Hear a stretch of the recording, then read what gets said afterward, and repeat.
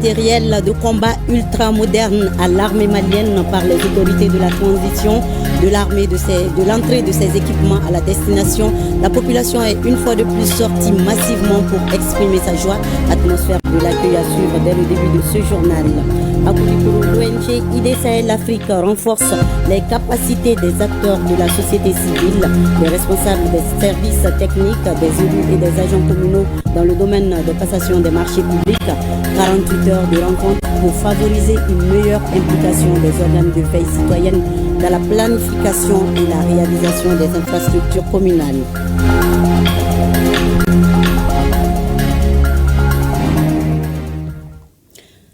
Lundi 2 février. Madame, Monsieur, bonjour et soyez les bienvenus dans ce 13h. Processus de renforcement des capacités opérationnelles de l'armée malienne. Les autorités de la transition viennent de mettre à sa disposition de nouveaux équipements. Il s'agit des matériels de combat ultra-modernes qui ont été réceptionnés à Kati. De l'entrée de ces équipements à la destination, la population est une fois de plus sortie massivement pour exprimer sa joie. Atmosphère de l'accueil dans ce reportage signé Timoro Konati. Une sirène retentissante, suscitant un nouvel espoir chez tout un peuple, le vaillant peuple du Mali. Cela se passe ce samedi soir à Sébenikoro, en commune 4 du district de Bamako, où de nouveaux équipements militaires à la pointe sont une fois de plus acquis au bénéfice de l'armée malienne. Une nouvelle démonstration de force qui confirme davantage la montée en puissance de notre outil de défense. Comme à l'accoutumée, les citoyens sont sortis massivement pour acclamer l'arrivée de ces nouveaux équipements.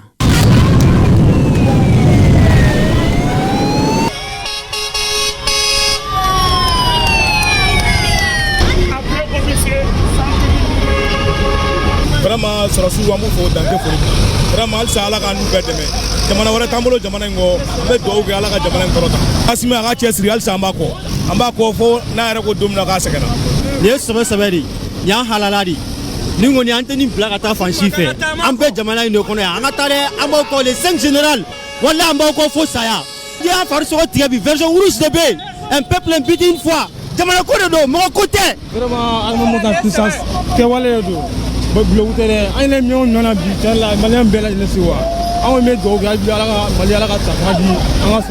Ces nouveaux équipements sont à l'actif des autorités de la transition qui ont enclenché depuis 5 ans un processus de refondation de l'armée malienne. Un processus qui prend également en compte les volets recrutement massif et formation des hommes.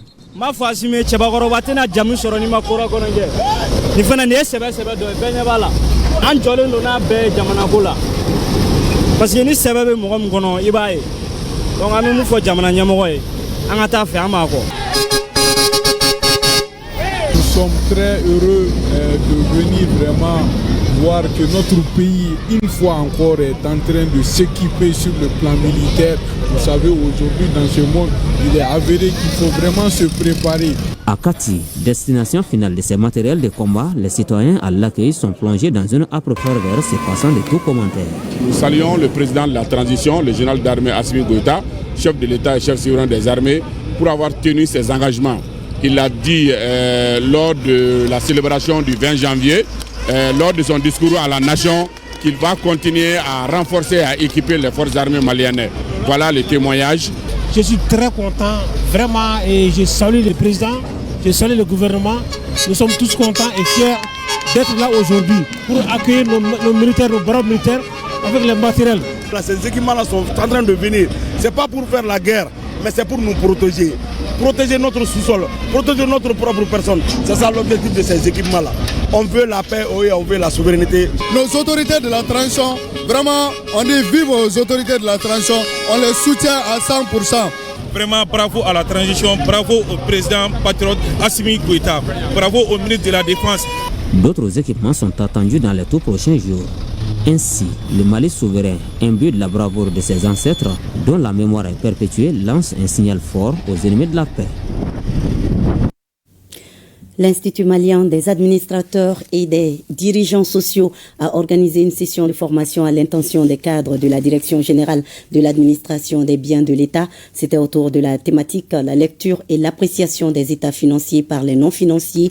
Objectif, renforcer les capacités des cadres non-financiers en matière de compréhension, d'analyse et d'appréciation critique des états financiers. Reportage Yara Dameli. Ils ne sont pas des comptables, non moins des banquiers, mais ils sont animés par la volonté de pouvoir désormais déchiffrer les états financiers des entités et des entreprises dans lesquelles l'État détient des intérêts. Samake Bintou Damele en est une et entend être mieux outillée. Cette formation quand même est la bienvenue. Même si on n'est pas financier, qu'on nous apprenne quand même à analyser les états financiers pour pouvoir véritablement représenter l'État et défendre ses intérêts. Cette formation sur le renforcement des capacités des administrateurs sociaux sur la lecture et l'appréciation des états financiers est initiée par l'Institut malien des administrateurs et dirigeants sociaux IMADES. Elle s'inscrit dans sa mission d'accompagnement des administrateurs sociaux. L'IMAD demeure fidèle à sa mission.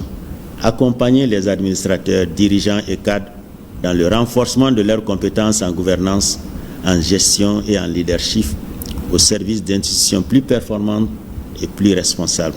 Je voudrais également exprimer une reconnaissance toute particulière à la SONATAM, dont le sponsoring a rendu possible l'organisation de cette session. La plupart de ces gens, c'est des fonctionnaires. Ils n'ont pas forcément un regard tel que les sociétés elles-mêmes ont sur la production des états financiers, alors qu'ils représentent l'actionnaire. Donc je pense qu'au terme de cette formation, ils seront outillés pour pouvoir porter un jugement sur cet état de fait. La présente session sera sanctionnée par la remise d'attestations aux différents participants. Je vous l'annonçais en titre, les acteurs de la société civile, les responsables des services techniques, les élus et les agents communaux ont vu leurs capacités renforcées dans le domaine des passations des marchés publics. Cela à travers une rencontre régionale de 48 heures tenue dans les locaux de la Chambre de commerce et d'industrie de Koulikoro, une initiative de l'ONG ID Sahel Afrique en collaboration avec un consortium. La rencontre a pour but d'élaborer une approche méthodologique de renforcement des capacités des acteurs locaux en matière de passation des marchés publics. Elle devra favoriser une meilleure implication des organes de veille citoyenne dans la planification et la réalisation des infrastructures communales. Reportage Adam Traoré. Après constat, la gestion des fonds transférés aux collectivités souffre souvent des redevabilités, d'où les risques de corruption et de malversation financière dans la passation des marchés publics. C'est pourquoi les responsables de l'ingénierie pour le développement au Sahel, ID Sahel et ses partenaires ont initié cette rencontre régionale de 2 jours en vue de renforcer les capacités des acteurs communaux et les organes de veille citoyenne en passation des marchés publics. Si je dois faire une évaluation, je dirais aujourd'hui que l'atelier a atteint ses objectifs à 90%. Pourquoi ? Quand on regarde les principaux objectifs, c'était d'abord de susciter cette interaction, d'abord entre les élus et les services techniques. Ce qui veut dire quoi ? Au-delà des textes qui régissent la passation des marchés, également le processus de réalisation des infrastructures, il y a des aspects fonctionnels au quotidien qui avaient besoin d'être redynamisés. La présente rencontre a mis l'accent sur la thématique comment mieux impliquer les organes de veille citoyenne dans la planification et la réalisation des infrastructures communales. Par ailleurs, elle s'inscrit dans une dynamique de co-construction entre les institutions locales et les organes de la société civile. À partir de la feuille de route qui découle de cet atelier, nous aurons beaucoup plus de fluidité dans les échanges et beaucoup plus de résultats pour tout ce qui est question liée à la planification, à la réalisation également et à la gestion des infrastructures communales. Au cours de cet atelier, les participants ont approfondi leur compréhension du cadre réglementaire national des marchés publics, fondé sur les principes de transparence, d'égalité de traitement, de concurrence et de bonne gestion des ressources publiques. Les échanges ont également mis en évidence les responsabilités des autorités contractantes au niveau régional, local, ainsi que le rôle des services techniques déconcentrés. L'enjeu de cette rencontre de formation est une collaboration collective à travers la création d'un espace de dialogue structuré au niveau régional afin de renforcer la planification participative, la redevabilité et la transparence dans la réalisation des infrastructures communales. L'importance de la participation citoyenne pour la paix et la cohésion sociale. C'est là le thème d'une conférence débat organisée à Tombouctou par l'ONG Initiative pour l'autonomisation des adolescents et des jeunes au Mali. C'est pour informer et sensibiliser les jeunes sur le rôle et l'importance de la citoyenneté, mais aussi encourager les citoyens à s'impliquer davantage dans la vie publique et les initiatives communautaires. Reportage Saloum Konaté et Alou Koulibaly. Promouvoir la participation citoyenne et encourager l'engagement civique au sein de la communauté, c'est l'objectif principal de cette causerie débat. Elle est initiée par l'ONG Initiative pour l'autonomisation des adolescents et des jeunes au Mali en collaboration avec le Conseil communal de la jeunesse de Tombouctou. En clair, il s'agit à travers ce cadre d'échange de sensibiliser les citoyens et expliquer aux jeunes leurs droits et devoirs civiques. En réalité, il y a tellement de défis, notamment des défis en matière bien sûr de citoyenneté. Il y a des défis sur tous les plans.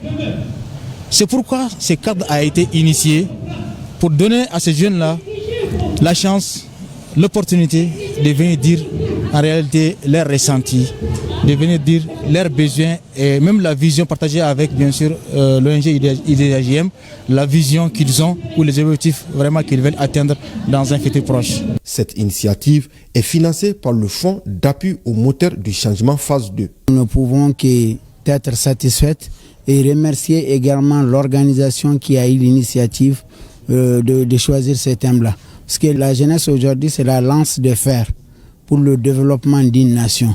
Donc aujourd'hui, nous sommes satisfaits et nous allons continuer dans ce sens-là. Multiplier les débats avec nos communautés, bien sûr les autorités, pour pouvoir discuter et pour avoir le développement tant souhaité. Vous jeunes et femmes, les pays comptent sur vous. Vous êtes l'avenir de demain. Il y a beaucoup de canaux qui sont ouverts pour vous. Démarré depuis octobre 2025, le projet promouvoir la participation des femmes et des jeunes pour une paix durable à travers le renforcement de la gouvernance locale a mené une série d'activités, notamment la mission d'introduction du projet auprès des autorités régionales et locales des deux régions, des sessions de renforcement des capacités des organisations de la société civile sur la vie associative et la campagne digitale et des grains IDAJM. Meeting de remerciement à l'endroit du général d'armée Assimi Goïta pour sa bonne gestion pendant sa présidence à la Confédération de l'AES, un rassemblement organisé par le groupe des Patriotes du Mali et l'association Alakamaton de Ségou. Plus de détails dans ce reportage de nos correspondants sur place, Amidou Diallo et Karamogo Traoré. Le mandat du général d'armée Assimi Goïta, président de la transition à la tête de la Confédération de l'AES, a été géré de manière héroïque. C'est en ces termes que le groupe des Patriotes du Mali et l'association Alakamaton de Ségou apprécient cette gestion du président Assimi Goïta au profit des peuples AES. Un leadership salué lors de ce meeting de reconnaissance à l'endroit du général d'armée Assimi Goïta.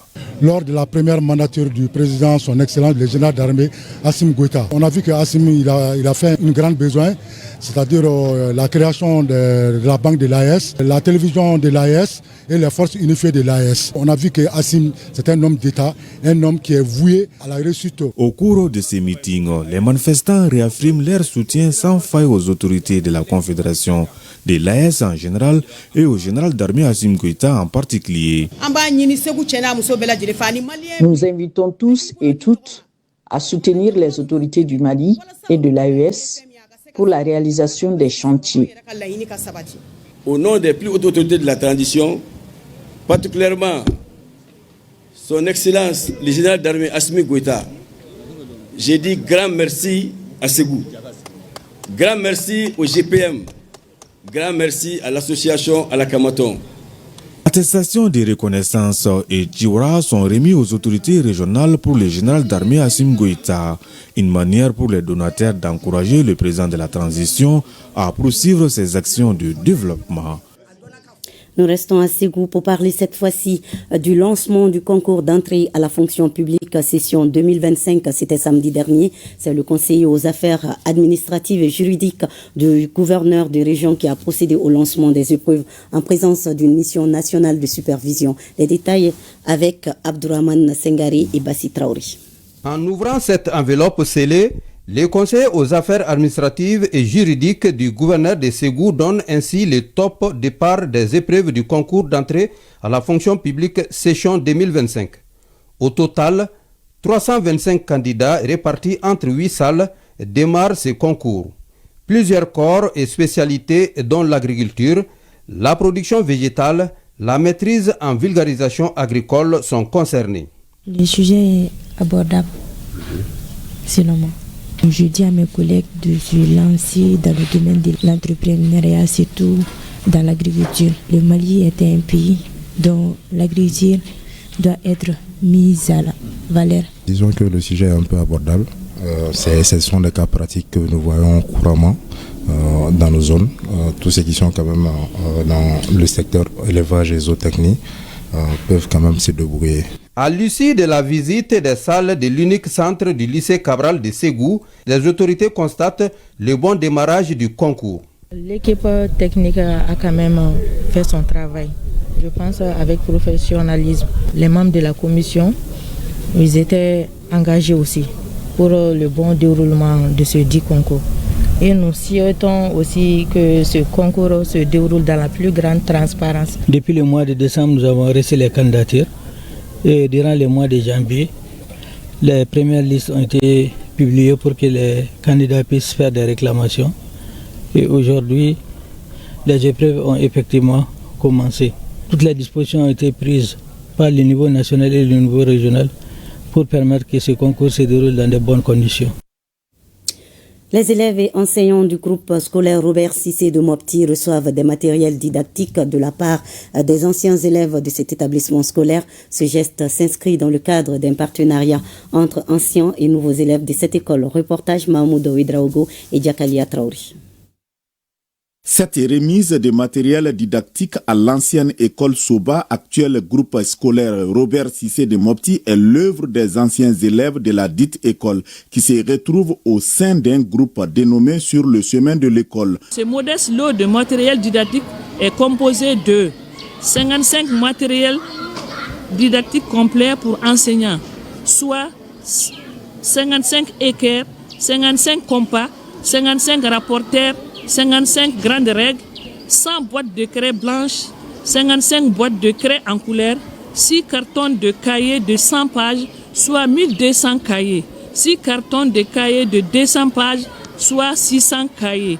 Investir dans l'éducation des enfants est l'un des moyens les plus efficaces pour promouvoir la croissance économique et renforcer la cohésion sociale. Ces gestes révélateurs nous honorent à plus d'un titre et nous gonflent d'une légitime fierté.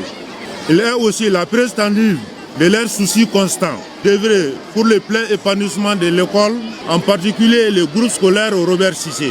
La motivation, elle est vraiment noble et sincère de la part d'un groupe qui est nommé un groupe Sur le chemin de l'école, qui a été mis en place il y a quelques années déjà, avec un certain nombre d'anciens élèves qui se sont retrouvés depuis des 30 ou 40 ans dans cette cour ici, qui se sont connus ici, qui ont développé des sympathies à travers le monde professionnel. L'éducation demeure la clé du développement durable et la stabilité sociale. L'Institut supérieur des techniques économiques, comptables et commerciales INTECSUP a honoré ce samedi au Centre international des conférences de Bamako ses nouveaux diplômés. C'était au cours d'une cérémonie officielle de graduation de la promotion 2024-2025 marquant l'aboutissement de plusieurs années d'efforts. Ces nouveaux diplômés s'apprêtent désormais à affronter le marché de l'emploi. Le compte-rendu est signé Draman Sanogo et Gaussou Touré. Sous les ovations des familles et les regards fiers des encadreurs, ils incarnent aujourd'hui l'espoir d'un avenir radieux et une fierté pour les familles. Après des années d'efforts et de sacrifices, les étudiants de fin de cycle ainsi couronnés franchissent une étape décisive. Diplôme en main, ils sont à présent aptes à traduire leurs rêves en réalité. Aujourd'hui, je ressens une grande fierté parce que j'ai eu la chance non seulement d'être major de ma promotion, mais aussi d'être major des majors des promos de tous les 3 sites d'INTECSUP. C'est une école qui fait la promotion du savoir, la promotion de la cohésion, la promotion de l'équité, surtout la promotion de l'éthique. C'est une école qui participe à l'éducation des enfants, en plus des parents. Une réussite que le directeur de l'académie, de l'établissement et le parrain de la promotion n'ont pas manqué de saluer. INTECSUP, c'est une école qui s'est engagée sans réserve aucune à faire en sorte que la formation soit toujours la meilleure. Et c'est pour cela, vous voyez, dans leur slogan, ils disent les meilleurs sont ici. Mais aujourd'hui, avec ce qu'on voit, on peut, sans aucune forme de complexe ou bien de fausse modestie, dire qu'aujourd'hui, INTECSUP est le creuset par excellence de formation de l'élite de notre pays en complément à ce que l'État fait. Ces établissements sont gérés au niveau de l'État par ma sous-direction. Donc il y a plus de 200 établissements aujourd'hui, à peu près, sinon justement 200 établissements. Donc ils sont réellement, c'est-à-dire correctement créés, ouverts. Bon, quant à l'INTECSUP, bon, vraiment, quand on leur demande de faire quelque chose, ils sont les premiers à venir, ils sont parmi les premiers. Ces nouveaux diplômés quittent l'enceinte scolaire Rekengé, portant l'espoir de leur famille et la responsabilité de contribuer chacun à sa manière au développement de la nation. Voilà, c'est également ce samedi que l'École supérieure de commerce ESC Mali a organisé cette cérémonie de graduation marquant la sortie de la 4e promotion. La cérémonie a réuni près de 180 nouveaux diplômés, leurs familles, les enseignants et plusieurs invités. L'ESC Mali veut davantage réaffirmer sa volonté de former des leaders compétents, capables de contribuer activement au développement du pays. Compte rendu, Soumaou Aïdara. 180 étudiants en licence et en master de l'université ESC Mali School of Management ont tourné une page, celle d'étudiants, pour ouvrir une autre, celle des diplômés. Parchemin à main, ils s'engagent désormais à relever les défis et saisir les opportunités. Nos enseignants nous ont cru capables avant même que nous ne croyions en nous-mêmes. Ils nous ont appris que le travail bien fait n'est pas une option, mais une exigence. Quant à l'administration, elle nous a appris la discipline et le sens des responsabilités. L'avenir qui nous attend est très exigeant. Et fort de la formation reçue à ISI, de l'héritage de l'excellence qui nous a été transmis et de la responsabilité qui nous incombe désormais, nous sommes prêts à relever les défis qui s'annoncent. Ces jeunes cadres sont désormais appelés à mettre en pratique les compétences acquises au cours de leur formation, tout en faisant preuve de rigueur et de sens des responsabilités. Nous ne formons pas seulement des techniciens, nous formons des consciences, des femmes et des hommes capables de penser, de discerner, de résister sans se durcir et d'agir sans perdre leur humanité. Vous recevez un diplôme, mais vous recevez surtout une responsabilité. Le Mali a besoin de vous, l'Afrique a besoin de votre intelligence, le monde a besoin de votre humanité. Prenez vos expériences, vos études et vos passions et transformez-les en actions concrètes. Je vous encourage à oser, à remettre en question, à innover, mais toujours avec intégrité. Avec cette nouvelle cohorte, l'ESC Mali réaffirme son engagement à former des cadres capables de répondre aux exigences du monde professionnel et aux défis du développement. Eh bien, bon vent à tous ces nouveaux diplômés. Assemblée générale de la Jeune Chambre internationale Bamako Étoile, les membres ont passé en revue le bilan du mandat écoulé, procédé à la relecture du statut et du règlement intérieur de l'organisation ainsi qu'au renouvellement du bureau. Et c'est Amadouba qui est le nouveau président de la JCI Bamako Étoile pour un mandat d'un an. Reportage Kassim Diallo et Suleiman Diabati. La Jeune Chambre internationale universitaire Bamako Étoile ouvre un nouveau chapitre de son histoire. À l'occasion de son assemblée générale élective, l'organisation a procédé au renouvellement de ses instances dirigeantes, tout en faisant le bilan du mandat écoulé. un exercice d'évaluation nécessaire pour corriger les insuffisances et mieux se projeter vers l'avenir. Le bilan du mandat 2025, je peux dire que ça a été un bilan positif, malgré que nous avons eu énormes défis, mais ensemble nous avons vraiment pu relever ces défis-là, à savoir la réalisation du projet Rencontre interorganisation des organisations universitaires d'Afrique de l'Ouest, qui s'est réalisé en Guinée, donc où nous avons mobilisé plus de 120 participants maliens, et aussi beaucoup de projets impactant aussi sur le développement personnel de nos membres, comme le dit la mission de la JCI. Pour la nouvelle mandature, l'organisation juvénile affiche des ambitions et renouvelées. Au cœur des priorités, le renforcement des capacités des membres, la mise en œuvre de projets structurants et un engagement accru au service de la communauté. Nous avons 4 domaines d'opportunité. Le domaine impact communautaire, donc nous allons réaliser le projet don de sang. Chaque année, nous collectons des poches de sang pour mettre à la disposition de la banque de sang. Nous allons réaliser Backroute, ça c'est retour à nos sources. Donc nous allons aller découvrir les histoires de Sundiata, les histoires du Mandé. Donc nous avons les domaines coopération internationale aussi. À l'unanimité, Amadou Barry est porté à la tête de la jeune chambre Bamako Étoile pour un mandat d'1 an. Il prend les commandes d'une organisation forte de 91 membres, avec pour mission de consolider les acquis et relever les défis de l'ère. Alors c'est bien Amadou Barry qui est le nouveau président de la JCI Bamako Étoile. Et c'est la fin de cette édition. Merci de votre fidélité. À 20h, vous avez rendez-vous avec Khadija Toukone. Bel après-midi et à demain 13h, Inch'Allah.